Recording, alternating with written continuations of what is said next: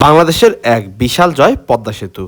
এই পদ্মা সেতুর উদ্বোধনের পরে কিন্তু দক্ষিণবঙ্গের অর্থাৎ ঢাকা থেকে বরিশাল, কুয়াকাটা অথবা খুলনা, বেনাপোল, নড়াইল, মাগুরা এইসব রুটগুলোতে যাতায়াতের সুবিধার পাশাপাশি খুবই স্বল্প সময়ে এইসব জায়গাতে ভ্রমণ করা সম্ভব। যেখানে আগে বরিশাল যেতে ৮ থেকে ৯ ঘন্টা লাগতো, তা এখন মাত্র ৩ থেকে ৩.৫ ঘন্টায় সম্ভব। তবে পদ্মা সেতুতে ঢোকার পূর্বে অর্থাৎ ঢাকা থেকে আপনি যখন পদ্মা সেতুর দিকে যাবেন তখন কিন্তু বেশ ভালো যানজট পাবেন।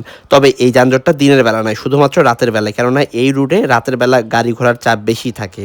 দেশ যেহেতু এখন ডিজিটাল, সো এই রকম বড় বড় সেতুগুলো যেসব ভেহিকেলগুলো অতিক্রম করে তাদেরকেও ডিজিটাল হতে হবে, অর্থাৎ ফাস্ট ট্র্যাক ইউজ করতে হবে। ফাস্ট ট্র্যাক ইউজ করলে একটা বাস এই সেতুর টোল প্লাজা অতিক্রম করতে কয়েক সেকেন্ড সময় লাগলেও ফিজিক্যালি ক্যাশ টাকা দিতে এখানে বেশ কয়েক মিনিট সময় লেগে যায়।